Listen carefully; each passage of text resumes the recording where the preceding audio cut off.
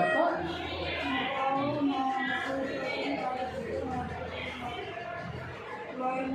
మీ భర్త 13 సంవత్సరాలు సార్ మాకు ఫస్ట్ గొడవలు ఉన్నాయి సార్. మా తాత వాళ్ళకి మాకు గొడవలు ఉన్నాయి సార్. అందుకని మేము చైన్ వేసుకోవడానికి నేను వెళ్ళి అడిగాను సార్.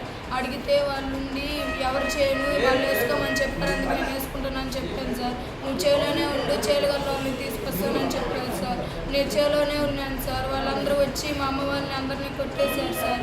అప్పుడు మేము కేసు పెట్టాను సార్. కేసు పెడితే నిన్న పిలిపించాడు సార్. మమ్మల్ని పిలిపించి ఎస్ఐ సార్ గారు ఉండి మీ 20 సెంట్లు మీకు ఇచ్చేస్తాము అని చెప్పారు సార్.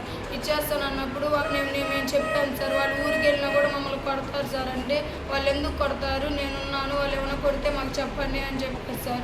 మళ్ళీ మేము వచ్చేసాము సార్. ఇంటికి వచ్చేసి నైట్ అంతా బాగానే ఉండింది సార్.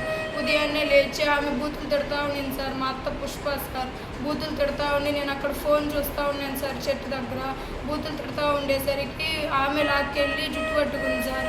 జుట్టు పట్టుకునేసరికి నేను కామ్గానే ఉన్నాను సార్. తర్వాత వాళ్ళందరూ వచ్చి మేము ఇంట్లో ఉన్నాం సార్. అందరూ వచ్చి కొట్టేశారు సార్ మమ్మల్ని. మా పెదనాన్నోళ్ళు మా పెద్దమ్మ వాళ్ళు అందరూ కొట్టారు సార్. కొట్టేసి మా చెల్లి మా అమ్మని ఎందుకు కొడుతున్నారని అడ్డుపడిన ఆపలను కూడా కొట్టారు సార్. ఇదిగోండి సార్ కొట్టి అంతా దెబ్బలు కొట్టేశారు సార్ మమ్మల్ని. ఎవరెవరమ్మ కొట్టింది? మా పెద్దనాన్న సార్ తిరుపాలు, మా పెద్దమ్మ ప్రసన్న సార్, మా నాన్నమ్మ గోవిందమ్మ సార్, మా అత్త లావణ్య సార్, వాళ్ళ కూతురు కొడుకు కుమారు హేమ సార్, వాళ్ళందరూ కుటుంబం మొత్తం వచ్చి మమ్మల్ని జుట్టు పట్టుకొని కొట్టేశారు సార్. చెన్నైపాలి సార్. నాకు 2 బిడ్డలు సార్. మా భర్త చనిపోయి 14 సంవత్సరాలు అవుతుంది సార్.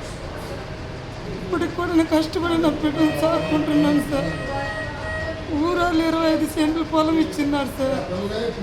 అది నాకు ఇవ్వనని వాళ్ళే మాకే సొంతమని వాళ్ళు తీసుకుంటున్నారు సార్. బిడ్డలు పోయి అది మా నాన్నకి ఇచ్చినది మాకు కావాలని వెళ్తే మమ్మల్ని అందరూ కొట్టేశారు సార్. కొట్టినాక మేము పోలీస్ స్టేషన్కి ఇచ్చి కేసు పెట్టాను సార్. నిన్న మమ్మల్ని పిలిపించి సరే నీ పొలం నీకు ఇస్తానని ఎస్ఐ గారు రాశారు సార్. రాసినాక కూడా మమ్మల్ని ఊరికి వెళ్తే వాళ్ళు బ్రతకనీరు సార్ అంటే వాళ్ళు ఏమి చేయరు మీరు పోండమ్మని పంపించారు సార్. అందరు రాత్రికి వెళ్ళాం సార్. ఉదయానికి వేసి ఆమెను తిడతానే ఉన్నారు సార్. తిడతా ఉన్నాగా నేను వాళ్ళని నోటెత్తుకొని నేను మాట్లాడలేదు సార్. నేను పాపకు వచ్చేలా తిడుతున్నారంటే ఫోన్లో రికార్డ్ చేసుకోవాలని ఫోన్ తెచ్చి బయట చెట్టు కింద నిలబడుకొని సార్. బయట లోపలికి వచ్చి జుట్టు కొట్టుకొని లాక్కెళ్ళి వెళ్ళిపోయింది సార్. మా కూతురు సార్. అమ్మాయి వేరే ఊరి ఇచ్చింది సార్. ఆ అమ్మాయి వచ్చి ఆ పిల్లని వచ్చేసి జుట్టు పట్టుకొని లాక్కెళ్ళి పండేసి తన్నేసి సార్. వెళ్ళి వాళ్ళ కదమ్మని వాళ్ళ అన్నయ్యని వాళ్ళ వదిలిని వాళ్ళ అక్కని అందరిని తీసుకొచ్చి పిల్లలని కూడా చూడకుండా పైన పడి కాలుతో తన్నారు సార్ వాళ్ళు. మాకైతే ఊరాళ్ళు అయితే న్యాయం ఏమి చేయట్లేదు సార్. అంతమంది కొట్టుతున్నా కూడా వచ్చి ఎందుకు కొడుతున్నారని అడ్డుపడిన వాళ్ళు ఎవరు లేరు సార్ మాకు. నేను మాత్రం కష్టపడి నా బిడ్డలు చాకుంటే ఇలా కొట్టి పడేస్తున్నాను సార్. నేను బిడ్డలు ఎలా చాకాలి సార్?